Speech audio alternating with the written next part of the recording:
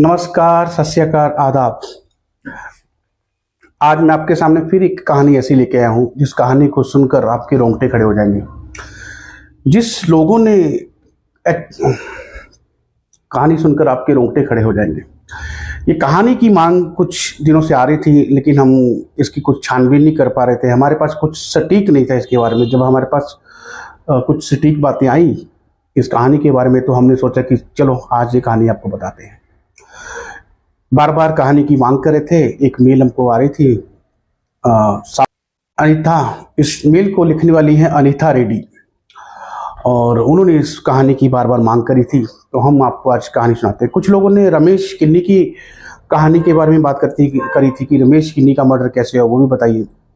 वो भी हम आपको एक दो दिन में बताएंगे। कुछ लोगों की शिकायत ये भी थी कि आप वीडियो रोज नहीं डालते हैं, कंटेंट आपका अच्छा होता है लेकिन आप डालते नहीं रोज, या हफ्ते में नहीं डालते हैं। आप डालते हैं वीडियो फिर गायब हो जाते हैं।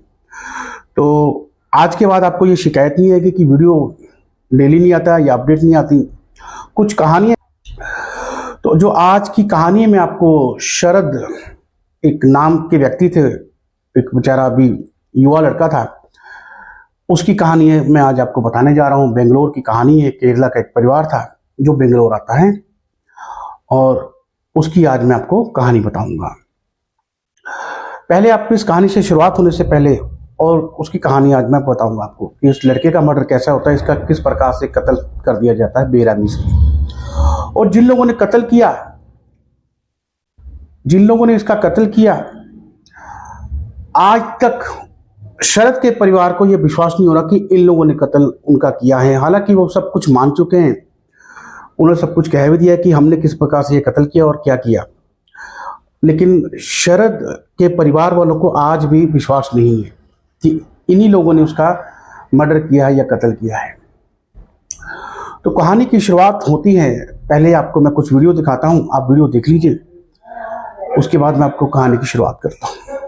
ಒಮ್ಮೆ ಪೊಲೀಸ್ ಕಂಪ್ಲೇಂಟ್ ಮಾತ್ರ ಮಾಡ್ಬಿಡಿ, ಇವ್ರ ಹತ್ರ ತುಂಬಾ ದೊಡ್ಡ ವೆಪನ್ಸ್ ಇದೆ, ಇವರು ತುಂಬಾ ಟೆರರ್ ಆಗಿದ್ದಾರೆ, ಪೊಲೀಸ್ ಕಂಪ್ಲೇಂಟ್ ಮಾಡಿದ್ರೆ ನಮ್ಮ ಫ್ಯಾಮಿಲಿಗೂ ನನಗೂ ತುಂಬಾ ತೊಂದರೆ, ನಮ್ಮ ಅಕ್ಕನೂ ಫಾಲೋ ಮಾಡ್ತಾ ಇದ್ದಾರೆ ಇವರು, ಡೇ ಬೈ ಡೇ ಎಲ್ಲ ಆಕ್ಟಿವಿಟೀಸು ಹೇಳಿದ್ದಾರೆ ನನ್ನ ಹತ್ರ, ಅದೆಲ್ಲ ಕರೆಕ್ಟ್ ಆಗೇ ಇದೆ, ಪ್ಲೀಸ್ ಫ್ಯಾಮಿಲಿ ಜೊತೆ ನನ್ನನ್ನು ಉಳಿಸ್ಕೊಳ್ಳಿ, ಬೇಗ ಕಾಸು ಆದಷ್ಟು ಅರೇಂಜ್ ಮಾಡ್ಕೊಡಿ, ಇವತ್ತು ನಾನು ಸಿಗಾಕೊಂಡಿದ್ದೀನಿ ಟಾರ್ಗೆಟ್ ಆಗ್ಬಿಟ್ಟು, ನಾಳೆ ನಮ್ಮ ಅಕ್ಕ ಸಿಗಾಕೋಬಹುದು, ಅದಕ್ಕೆ ನನ್ನಿಂದನೇ ಈ ಪ್ರಾಬ್ಲಮ್ ಎಲ್ಲ ಸಾಲ್ವ್ ಆಗ್ಬಿಡ್ಲಿ, ಪ್ಲೀಸ್ ಫ್ಯಾಮಿಲಿ ಸೇಫ್ ಮಾಡ್ಕೊಡಿ.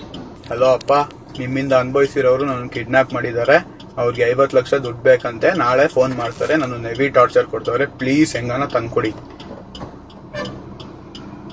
ಪ್ಲೀಸ್ ಹೆಂಗಾನ ಬೇಗ ಆದಷ್ಟು ಬೇಗ ಅರೇಂಜ್ ಮಾಡಿ. ನಾನು ಇಲ್ಲಿ ಕಿಡ್ನಾಪ್ ಮಾಡಿ ಇಟ್ಕೊಂಡಿದ್ದಾರೆ, ನಾನು ಇವ್ರ ಜೊತೆನೇ ಇರ್ತೀನಿ, ಆದಷ್ಟು ಬೇಗ. जैसे आपने ये वीडियो देखे, ये वीडियो कुछ और लैंग्वेज में है, आपने देखा होगा, मलयालम में है, और लेकिन इंग्लिश में इसका सबटाइटल साथ में दिया हुआ, आप देख सकते हैं। तो इसमें एक लड़का है शरद नाम का, जो पहले वीडियो में ये बोल रहे हैं कि मेरे को कुछ लोगों ने उठा लिया है, आप मुझे जल्दी छुड़ाइए यहाँ से। अपने माता पिता को बोलता है, अम्मा मुझे कुछ लोगों ने उठा लिया है, हिरासत में ले लिया या किडनैप कर लिया है, तो आप मुझे यहाँ से जल्दी छुड़ाइए। और इन्होंने 50 लाख रुपए ये मांग रहे हैं, इनको 50 लाख दे दीजिए तो ये मुझे छोड़ देंगे, नहीं तो मुझे ये जान से मार देंगे। पिछले वीडियो में आपने देखा कि वो लड़का बोलता है कि आप पुलिस के पास जाने वाले हो, पुलिस के पास जाना मत, इन लोगों की नज़र पूरे आप पे परिवार पर है, आज मुझे उठाया है, कल मेरी बहन को भी उठा सकते हैं, ये लोग मुझे तो मार ही देंगे, अगर आप पुलिस के पास गए तो शायद ये कल मेरी बहन को भी उठा के मार दें। तो ये कहानी शुरू होती है 11 सितंबर 2017 से। ये 11 सितंबर 2017 के ही वीडियो है। केरला का एक परिवार होता है जो बेंगलोर में आके बसता है। बेंगलोर में उनकी ट्रांसफर होती है। पिता शरद के इनकम टैक्स ऑफिसर थे। बेटा जवान होता है, एक लाडला होता है बेटा, और जवानी की सीढ़ियां भी चढ़ रहा होता है, पढ़ने लिखने में भी अच्छा था, सब कुछ सही चल रहा था। तो बेटे ने एक मांग करी अपने माता पिता को, उस बेटे को बाइकों का बहुत शौक था, तो यही बात वो लोग जानते थे दोनों माता पिता। तो अपने बेटे को उन्होंने एक बाइक लेके दी, रॉयल एनफील्ड बुलेट जिसको बोलते हैं, रॉयल एनफील्ड। तो बेटा बहुत खुश था, जैसे उसको लग रहा था कि सब मेरे सपने पूरे हो गए, एक बाइक मिल गई। तो 11 सितंबर को बेटा जाता है अपनी माँ को बोल के कि माँ मैं जा रहा हूँ अपने दोस्तों से मिलने के लिए, नई बाइक दिखाने के लिए भी, और मैं शाम को 7:30 बजे तक वापस आ जाऊंगा, 7 साढ़े 7 तक वापस आ जाऊंगा। शरद घर से जाता है, लेकिन शाम के 8 साढ़े 8 बजते तो माँ परेशान हो जाती है, वो वापस नहीं आता। उसको फ़ोन करती है, उसका फ़ोन नहीं उठाया जाता है। फिर उसको एक व्हाट्सएप पे मैसेज लिखती है कि तुम जहाँ भी हो जल्दी घर पे आ जाओ, अगर पापा आ गए तो दिक्कत बढ़ जाएगी और कल से तुम्हें बाइक नहीं मिलेगी। थोड़ी देर बाद शरद के मोबाइल से एक मैसेज आता है कि मैं 9:30 10 बजे तक वापस आ जाऊँगा या 10:30 तक वापस आ जाऊँगा। यही बात थोड़ी उसकी माँ को, जो शरद की माता जी होती हैं, यही बात उनकी माँ को थोड़ी अटपटी लगी, क्योंकि वो जब भी कुछ लिखता था व्हाट्सएप पे या कोई मैसेज करता था सबसे पहले अम्मा जरूर लिखता था, लेकिन इस बार अम्मा नहीं लिखा हुआ था, इस बार बस यही लिखा था कि I will be reach at 10:30। चलो 10:30 तक इंतजार किया जाता है, लेकिन वो लड़का नहीं आता। और 10:30 11 बजे ही ये जो मैंने आपको वीडियो दिखाए हैं व्हाट्सएप पे, ये सारे वीडियो उनकी माता जी के मोबाइल पे चले जाते हैं, शरद की माता जी के मोबाइल पे, जिसमें ये लड़का क्या बोला था क्या नहीं बोला था मैंने आपको पहले बताया। अब ये बात होती है तो परिवार एकदम हक्का बक्का रह जाते कि क्या हो गया हमारे बेटे को, किसने किडनैप कर लिया या किसने ले लिया, हमारे तो किसी से दुश्मन भी नहीं है, हम एक सरकारी नौकरी करने वाले परिवार है, सीधा साधा परिवार है, तो हमारी तो किसी से दुश्मन भी नहीं है। तो फिर शरद के सब दोस्त लोगों को सूचित किया जाता है कि ऐसे ऐसे शरद के साथ कुछ हो गया। तो वहां पर एक लड़का आता है विशाल, जो शरद के साथ ही बचपन में शरद और शरद की बहन और ये लड़का विशाल, ये सब लोग एक साथ ही स्कूल में पढ़ते हैं। हालांकि अब नहीं पढ़ रहे थे, अभी कॉलेज में हो गए थे, लेकिन इससे पहले बचपन के ये तीनों दोस्त थे और शरद के घर पे भी आता जाता रहता था। तो वो विशाल को बताते कि ऐसे ऐसे शरद का किडनैप हो गया है। तो उनसे विशाल पूछता है क्या करेंगे हम लोग, तो बोलते हैं चलो अभी पुलिस स्टेशन में जाके इसकी शिकायत करेंगे। तो कुछ ही देर बाद ये पहला जो मैंने आपको बताया वीडियो आता है कि वो बोलता है कि ये लोग बहुत खतरनाक हैं, आप इनको 50 लाख दे दीजिए नहीं तो ये मुझे मार देंगे। लेकिन 5 से 10 मिनट बाद दूसरा वीडियो आता है जिसमें शरद बोलता है कि आप पुलिस के पास जाने की सोच रहे हो, वहां पर जाना भी मत, अगर आप गए तो आप हमारे घर पे पूरी उनकी निगरानी है, ये मुझे भी मार देंगे और कल को मेरी बहन को भी उठा लेंगे वहां से और उसको भी मार देंगे, इनकी अगली नज़र आप पर है, हमारे परिवार से किसी को भी क्षति पहुंचा सकते हैं और आप इनको 50 लाख दे के मुझे जल्दी से जल्दी यहां से छुड़ा लीजिए। अब परिवार सोचता है थोड़ा सा, लेकिन इसके बाद भी पुलिस के पास जाता है। पुलिस के पास जाता है तो एक शिकायत लिखी जाती है, एक एफआईआर होती है, तो पुलिस फिर छानबीन करना शुरू कर देती है। जब छानबीन होती है तो एक छानबीन आगे बढ़ती है, तो सब जो उनके शरद के जो सब आसपास के लोग होते हैं उनसे पूछताछ की जाती है और उसी में से ये जो लड़का था विशाल, इससे भी पूछताछ की जाती है। लेकिन इसके परिवार वाले बोलते हैं शरद के कि आप इससे क्यों पूछताछ कर रहे हैं, ये तो हमारा फैमिली मेम्बर है, बचपन से उसके साथ ही रहा है, इसका कोई दोष नहीं है। लेकिन पुलिस बोलती है हमें अपना काम करने दीजिए, जो हमारा काम है हम कर रहे हैं। लेकिन शरद के पिता आते हैं, उनको डांटते हैं, वो आगे परेशान होते हैं, पुलिस वालों को बोलते हैं आप सही दिशा में तो कर नहीं रहे हो, जिसको आपको पकड़ना है उसको पकड़ नहीं रहे हो, आप बिना बात से हमारे इन बच्चों को परेशान कर रहे हो।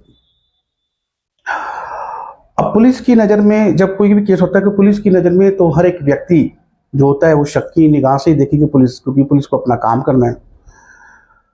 तो कहीं ना कहीं पुलिस को विशाल के ऊपर पूरा शक होता है कि कुछ ना कुछ लिंक जरूर है विशाल का इस किडनैपिंग से। 3-4 दिन निकलते हैं, शरद नहीं आता घर पे, तो पुलिस दोबारा विशाल को एक वारंट जारी करती है कि आप आइए, आपसे पूछताछ करनी है। तो विशाल शरद के माता पिता को बोलता है और शरद के माता पिता भी साथ में चलते हैं पुलिस स्टेशन विशाल के साथ में। और वो फिर पुलिस को दोबारा जाके यही बोलते हैं कि आप हम इन बच्चों से क्यों पूछताछ करो, ये तो हमारे ही बच्चे हैं, आप जाके अपनी इन्वेस्टिगेशन कीजिए ना, यहाँ पर आपको करनी है, आप उस तरफ इन्वेस्टिगेशन नहीं कर रहे हो, उल्टा हमारे बच्चों को दोबारा सता रहे हो, एक तो बच्चा हमने खो दिया, दूसरे बच्चे को हम क्यों आप उनको परेशान कर रहे हो।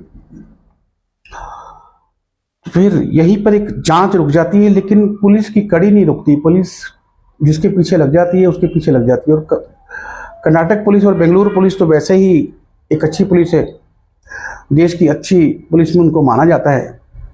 तो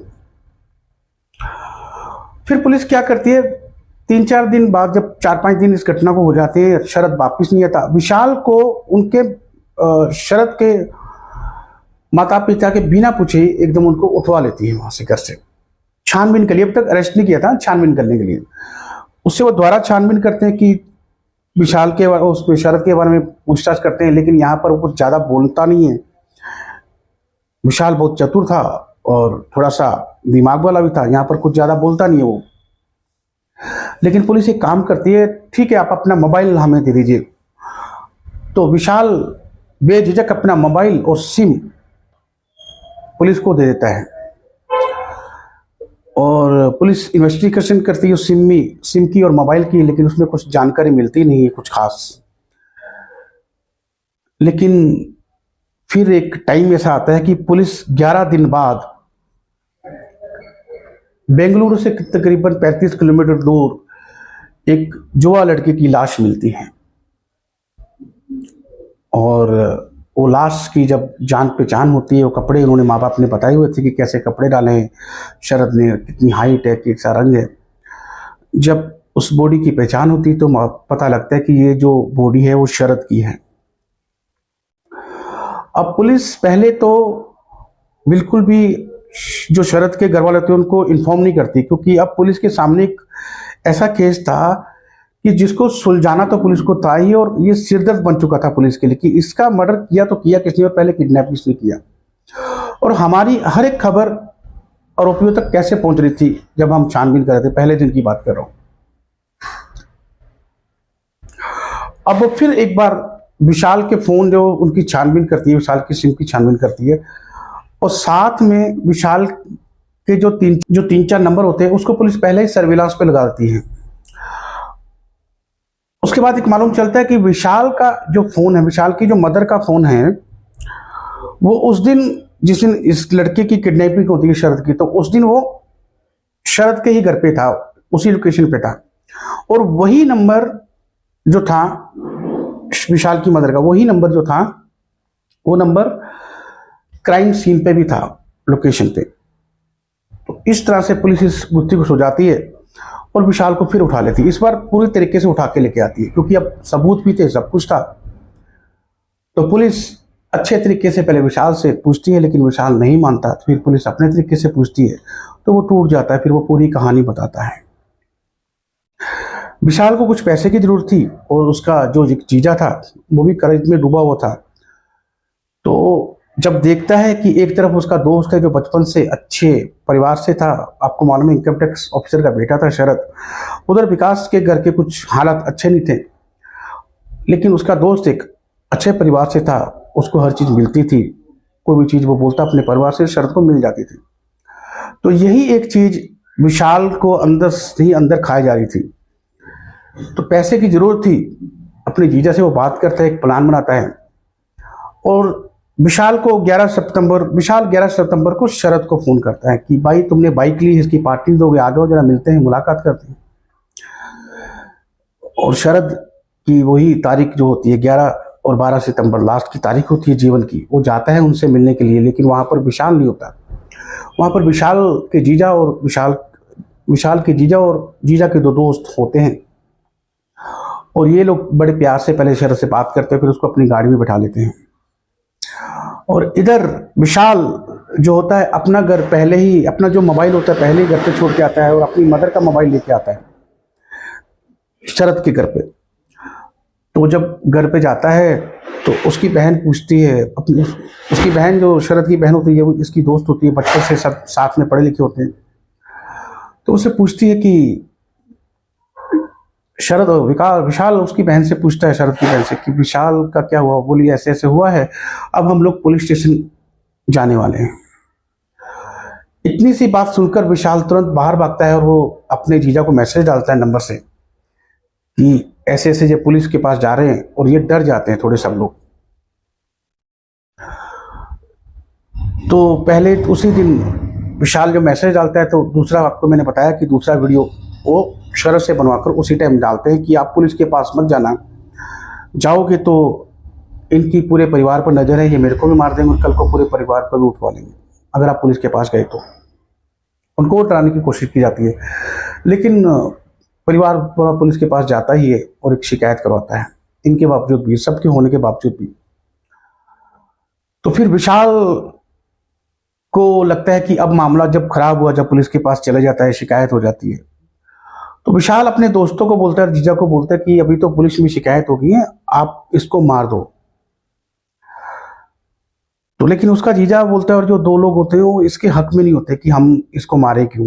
वो लोग बोलते हैं चलो इसको छोड़ देते हैं कहीं पर, ये अपने घर पे पहुंच जाएगा और हमारा क्या लेने देना, हमको पैसे की जरूरत थी लेकिन नहीं मिले। लेकिन विशाल बोलता है इसने आपकी शक्ल देख ली हुई है, ये कुछ ना कुछ, कल आप मेरे जीजा को कुछ ना कुछ लिंक निकलेगा तो कल को मेरे तक कहानी आएगी या मेरे तक पहुंचेगी पुलिस, वो मुझे बर्दाश्त नहीं है।